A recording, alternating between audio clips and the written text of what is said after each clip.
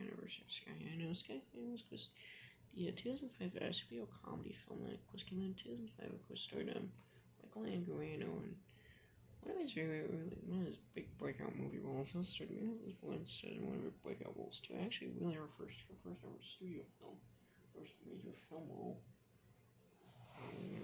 One of her first major film roles, anyway. Well, her first technically was actually deleted too, but she had her scenes actually deleted from the theatrical cut of that movie, but it kept in the unrated version. And it also starred Kurt Russell, as well as also the late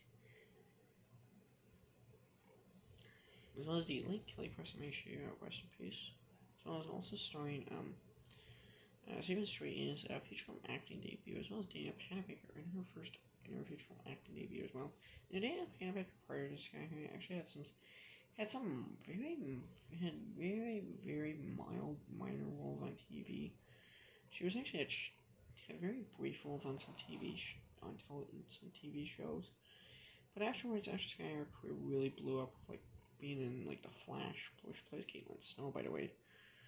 Killer Frost. Sky High also starred Kelly Vitz in her first debut, feature film acting debut. Now, Kelly Vitz after Sky High, her career didn't really take off. She mainly had bit parts in movies from Nancy Drew to I think even some bit parts on TV shows.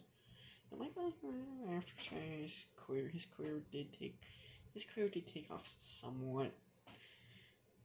But he's mostly had minor supporting roles in films and TV shows. So he didn't really become the big leading actor that he was kind of destined to become. Probably his biggest high-profile role after Sky was Forbidden Kingdom and Red State. So yeah. Now Sky came in 2005, and it also had Patrick Whipper as the voice of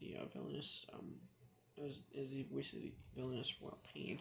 Now for Sky High, of course, it came out in 2005, and now I don't think it had any merchandise produced for it. I don't think there was any tie-in merchandise made for it.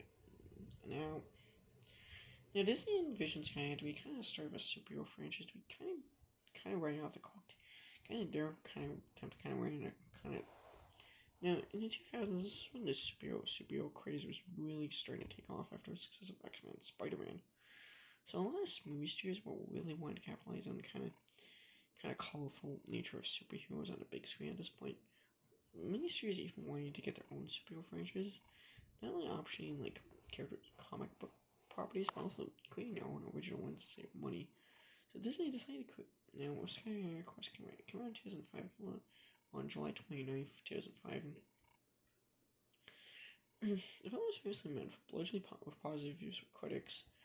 And the film was a modest financial success, costing $86 million for a $6 million budget.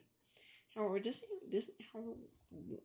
executives were a bit disappointed by Sky High's box office performance, expecting a lot more out of it. However, the film did well enough on DVD. But due to its somewhat disappointing box performance, plans for a sequel were eventually abandoned and put in development. Nowadays, Sky is remembered as a cult classic. It has become a cult classic. So that's remembered as one of the best originals, one of the most unique takes on superheroes, and one of the best superhero spoofs, and one of the most unique takes on the superhero genre in general. So, yeah.